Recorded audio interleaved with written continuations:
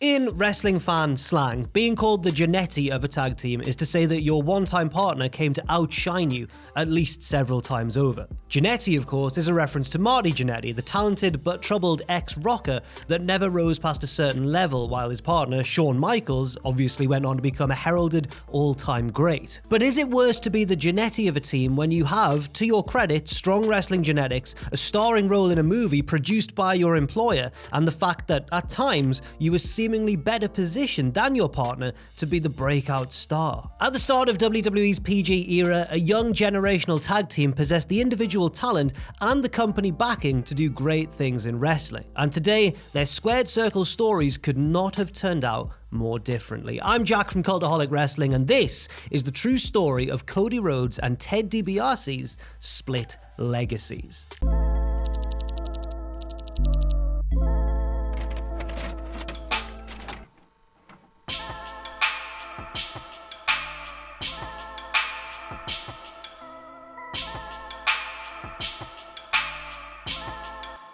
The second half of the 2000s was a great time to be the son or daughter of a recognizable wrestling star of the past. I say this because WWE developmental in this period was absolutely littered with one ringside offspring after another. Between 2006 and 2009, Ohio Valley and Florida Championship Wrestling cards were stacked with legacy acts. We had names like the future Bray Wyatt and Bo Dallas, both sons of IRS, Manu, the son of Afa of the Wild Samoans, Primo and Epico Colon, the son and nephew respectively of Carlos Colon, Joe Hennig, the son of Mr. Perfect, Juice and Tamina, the son and daughter of Jimmy Snuka, Usos, of course, sons of Rikishi, Lacey Von Erich, daughter of Kerry Von Erich, Wes Briscoe, the son of Gerald Briscoe, Dakota Darso, the son of Demolition Smash, Ray Gordy, the son of Terry Gordy, Max McGurk, the grandson of promoter Leroy, the son of ring announcer Mike, Donnie Marlowe, aka Tangaloa, the son of Haku, Alberto Del Rio, the son of Dos Caras, nephew of Mil Mascaras, of course, and Hart family progenies like D.H. Smith, the son of Davey Boy, Natty Neidhart, the daughter of Jim, Tyson Kidd, kind of due to a long-term relationship and later marriage with Natalia,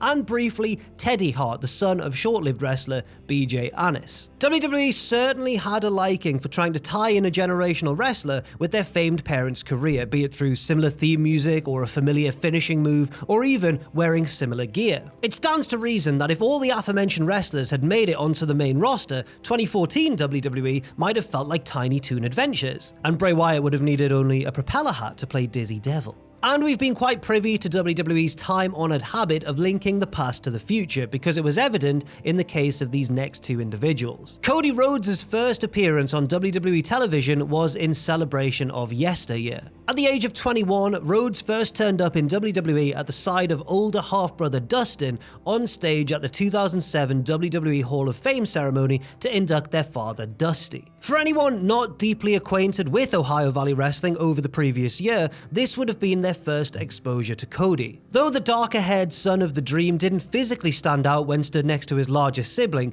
Cody quickly made it clear that he was just as electric a talker. In an impassioned speech, Rhodes not only extolled the virtues of his famed father, but also made a strong case for his older, sometimes underappreciated brother to one day be bestowed the same honor. Everybody already knew that Dusty and Dustin could rhapsodize on the mic, but Cody proved in his first main show foray that they weren't the only Rhodeses that could do so. Unfortunately, it was going to be a long time before we as fans got to see Cody's earnest eloquence again in a wrestling setting. Rhodes formally debuted as a wrestler on the Raw brand in July of 2007 in the company of Father Dusty, and the two quickly ran afoul of noted iconoclast Randy Orton. Physical back and forths between the two sides led to Orton defeating the younger Rhodes on the July 16th Raw, before going on to beat his father in a bull rope match the following Sunday at the event Dusty invented, the Great American Bash. From there, Cody went somewhat adrift, picking up TV wins over unpushed wrestlers like Daivari and Charlie Haas on Raw, while working with a slew of various different enhancement talents and that sort of thing at house shows. It wasn't until the autumn months that Cody found a story, entering into a respect/tough love angle with resident curmudgeon Bob Holly. Cody repeatedly stood up to Holly in TV bouts, which led to the pair forming a tag team, and that team soon after captured the brand's tag belts from Lance Cade and Trevor Murdoch. Though Holly and Rhodes would go on to hold the Raw belts for about 6 months, it's fair to say that Cody wasn't making any kind of real dent as a character. This was due mainly to the plain presentation, the generic babyface act, and the lack of promo time. This wasn't the Cody Rhodes that demonstrated sound oratory skills during his father's Hall of Fame induction only a short time earlier. And Bob Holly himself later noted that house show crowds just wouldn't get into Cody even when he'd make the fired up comeback during their tag matches. But a new direction was coming for Cody, and it would involve a new tag partner.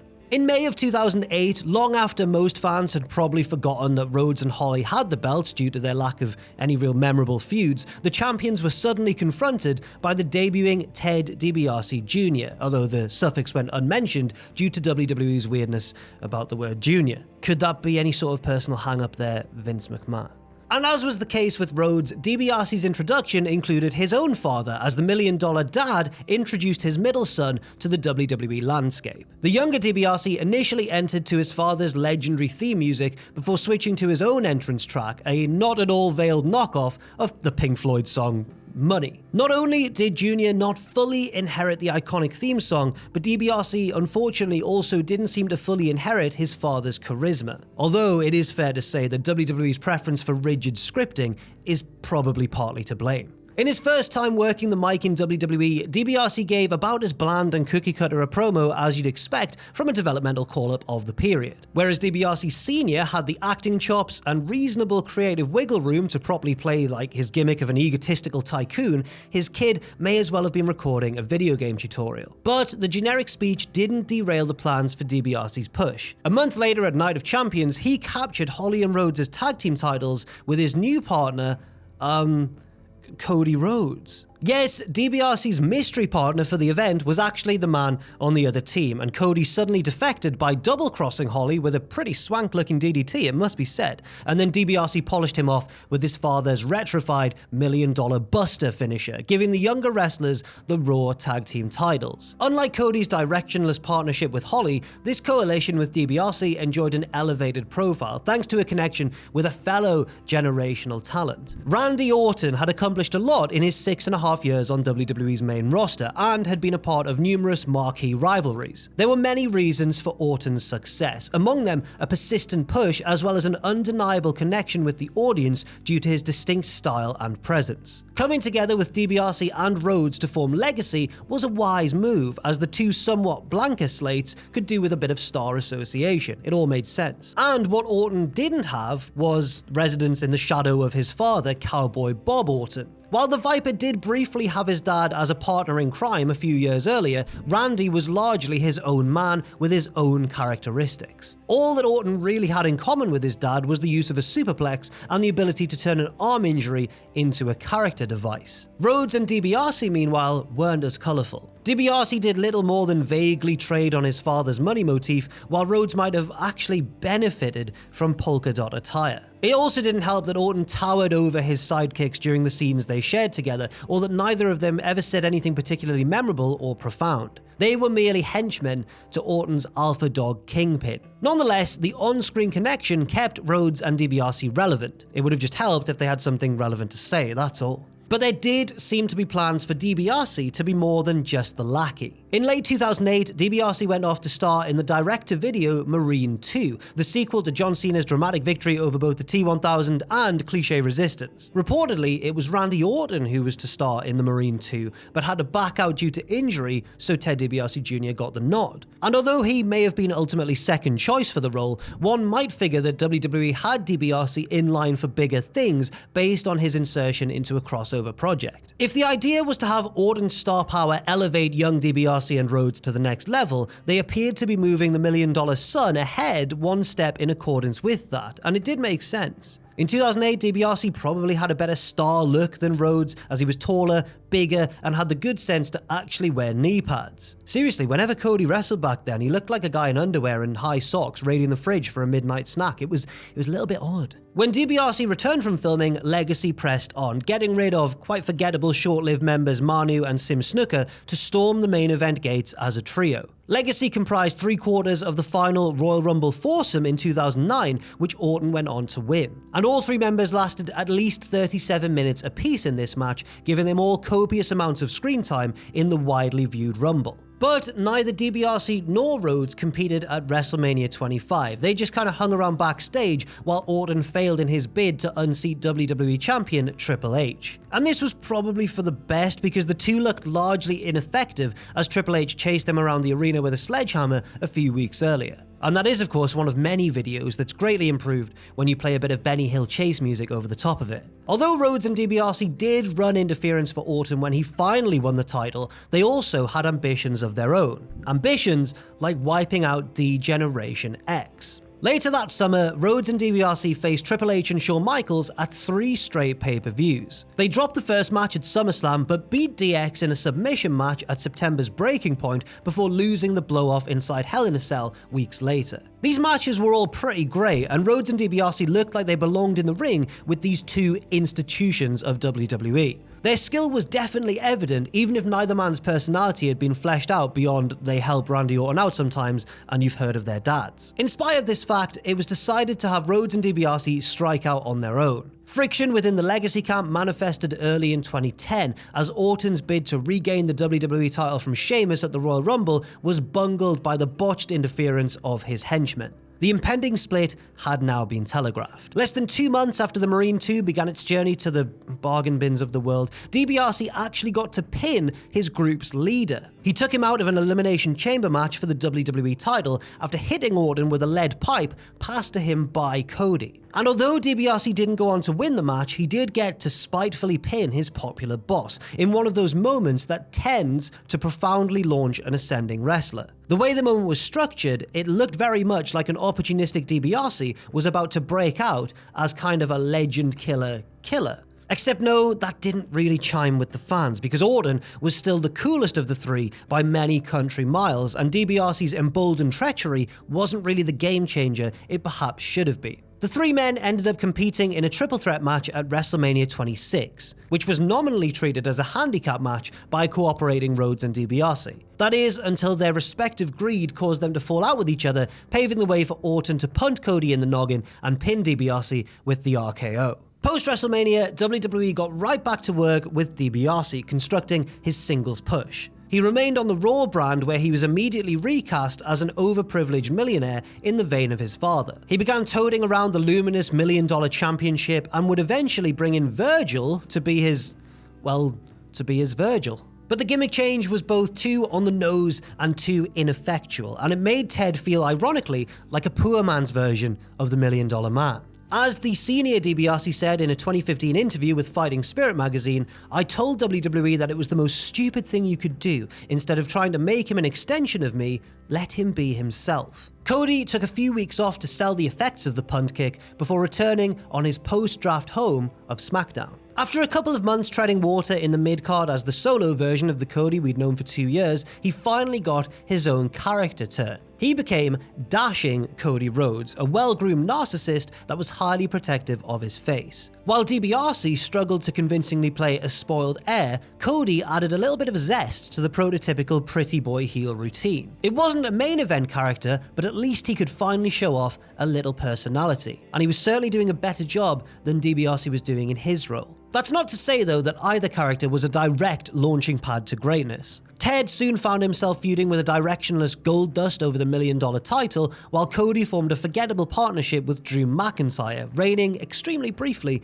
as tag team champions. So though separated from each other, the two ex-Legacy boys were still very much side by side in a way, cramped down a ways on the depth chart. Both had found some gold, but didn't appear to be making any headway towards the main event scene. Then, in 2011, not a year after Rhodes and DiBiase parted as a duo, a different sort of separation between the two commenced. After sustaining a knee brace-assisted 619 from Rey Mysterio that broke his nose, Cody worked the injury into his character's fragile psyche. Now displaying a twisted streak not unlike that of Patrick Bateman of American Psycho, a wounded Rhodes plunged into madness. He took to wearing a see-through protective mask to guard not only his injured nose, but superficial damage he claimed to have suffered. It may not have been a main event gimmick either, but it did allow Cody to demonstrate even more character range. The motivations of Undashing Cody veered towards cartoonish villainy, but he took to the role with genuine aplomb. The paper bagging of fans to cover up their perceived deformities gave Rhodes another crucial hook. In other words, Cody really sank his teeth into the character and carved out his own identity. He wasn't just Dusty's kid or Dustin's brother, he was in fact Cody Rhodes, and, like the successful Randy Orton before him, all he now had in common with his famous relatives was the surname. But DiBiase, meanwhile, spiraled out playing the role of his dad's son. Switching out Virgil for Maurice didn't aid his fortunes any, and barely a year after the character change, DiBiase found himself in a new role. And that new role was playing Rhodes' henchman. Yes, DiBiase was now a sidekick again, this time aiding the guy that used to be his co-sidekick in backing somebody else as their sidekicks. Talk about the circle of life. Cody went on to become IC champion after beating Ezekiel Jackson with DiBiase's help. The two fell out shortly thereafter while revisiting their angst with Orton, resulting in Cody beating Ted at Night of Champions. DiBiase then took on the babyface role of easygoing, fan-friendly tailgater, but he remained firmly entrenched in the WWE undercard. The loss to Cody was Ted's final pay-per-view match, as lower card outings, injury layoffs, and just plain lack of use came to define his final 2 years in the company. In August 2013, it was reported that 30-year-old Ted DiBiase Jr. was leaving WWE to pursue other opportunities, as of the impending expiration of his contract. He had only wrestled one TV match all year, a loss to Curtis Axel on the streaming show Superstars. 3.5 years earlier, DiBiase was pinning Orton in a breakout moment that wasn't a breakout moment. In contrast, in the 2 years in between beating Ted and Ted's WWE exit, Cody Rhodes had done a lot. He'd reigned as IC champ for about 9 months, grown a mustache, formed a tag team with Damien Sandow, lost the mustache, turned babyface, and was on the verge of feuding with the McMahons and The Shield while defending the Rhodes family name. Cody would, of course, as we all know, eventually exit WWE as well, possibly having grown weary of playing sort of a hissing Martian. What was that about? And he'd go on to leave a deepened footprint on the pro wrestling landscape. New Japan, Ring of Honor, Impact, All In, and getting in on the ground floor of All Elite Wrestling. Cody Rhodes profoundly reinvented himself as a championship caliber wrestler and star attraction in his 6 years away. He returned to WWE in 2022 as the impact player he always knew he could be. As for DiBiase, as of 2022, he's only wrestled 5 times since leaving WWE, the latest match coming in 2017, close to home in Mississippi. He's since taken executive roles with several companies and works in his father's ministry. And on a troubling note, in May of 2022, DiBiase, his father, and his brother Brett, himself an ex-wrestler, were named as defendants in a lawsuit along with NFL legend Brett Favre over alleged misappropriation of federal welfare dollars. But that suit is still pending as of the recording of this video, so that's all we can really say for now. So many years after Rhodes and DiBiase first came together as upstart generational heels, the two could not be further apart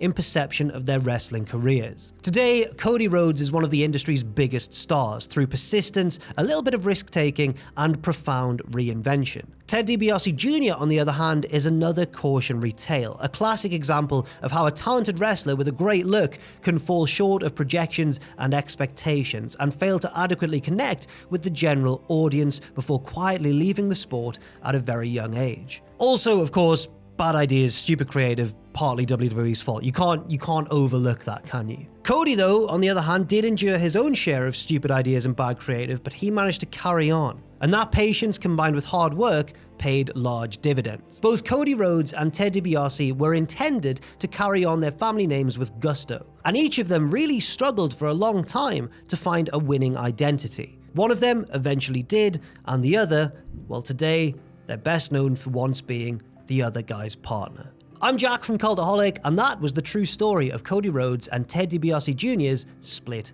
legacies.